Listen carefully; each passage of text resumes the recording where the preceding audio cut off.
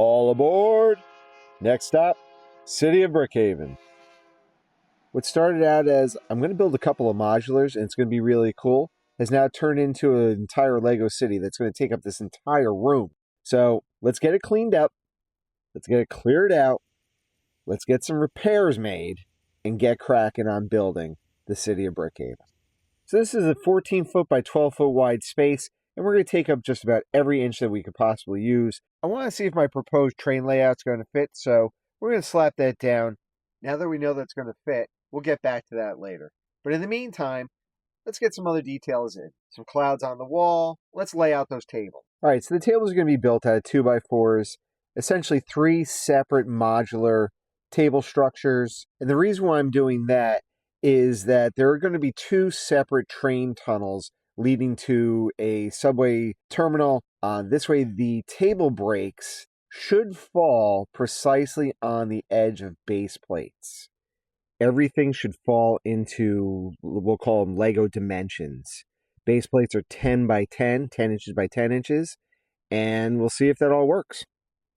So now's a good time to say, hey, if you want to see how many times I have to correct myself here, you may want to give us a follow, like, subscribe, and see how many times I mess this up.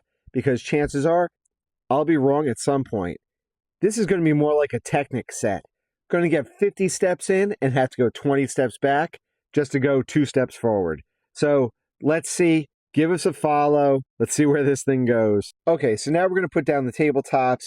It's 3/4 MDF plywood, nice smooth finish, square edges, perfect for sliding base plates around. This way, if we have any adjustments we need to make, it's just problem solving ahead of time.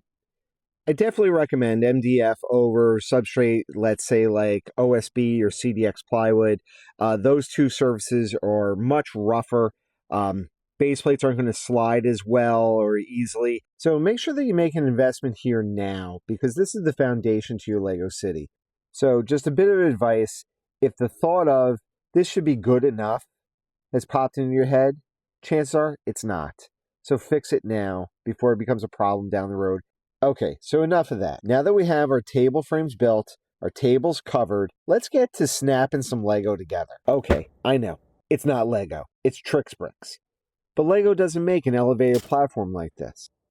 So as a 55-year-old adult male, I never truly thought I would ever need to use the Pythagorean theorem and Lego math simultaneously. But here I am, figuring out the height, the distance, the slope of our elevated train platform, which is actually going to be subterranean.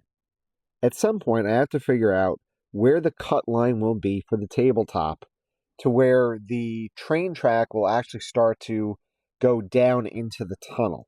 All right, wish me luck. I think I've got it. I think I know exactly where this needs to be, and hopefully I get it on the first try. I'm sure you're all wondering, how the heck is he going to get back there to work on any of this Lego city? So let's get a couple of access panels cut out. You'll see in future videos me popping through those holes like a gopher. All right, so now we're going to start building the structure that's going to hold the tunnel and the subway system. So for this part of the structure, we're going to use steel adjustable legs. This way we can make micro adjustments as needed to get the proper height. And as I told you before, there are 2 tunnels. So we're going to have to duplicate this twice. And then all the way in the back, we're going to have to essentially do this again with an entire table that's going to have the subway and the 72 stud radius curve. All right, now with the tables for the tunnels and the subway built and installed, we need to level them out and get them at the right height. This way all the base plates fit together and the train track fits together. So speaking of train track, I mentioned Trix Bricks earlier. So they are a European company that 3D prints Lego-compatible train track and accessories. The Lego brand only makes a 40 stud radius curve. In this layout, we're using 2 72 stud radius curves and 2 56 radius curves, along with the elevated track and ballast for the track. All right, so the layout actually is working out very well. We have very nice transition at all points with the train track. Now let's get to building some tunnels. All right, time to make some Mills plates. Now, does anyone remember how big this room is? Do you know how many base plates we're going to need? So the room is 12 foot wide, and we're using 32 stud base plates, which 32 stud base plates are 10 inches by 10 inches.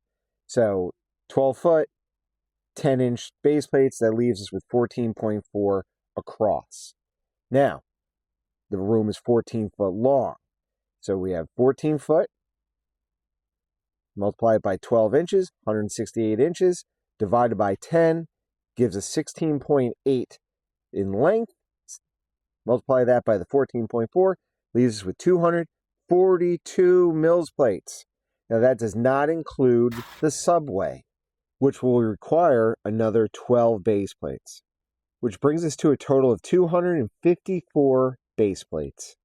So in our next video, we will have a big fat stack of Mills plates, and we'll focus on the construction of the subway terminal. So make sure to leave any questions, comments, or suggestions down below. So make sure that you like and subscribe and hit that notification bell. This way you know when the next video drops and you can keep along with the construction of the city of Brickhaven. Thanks, and see you in the next one.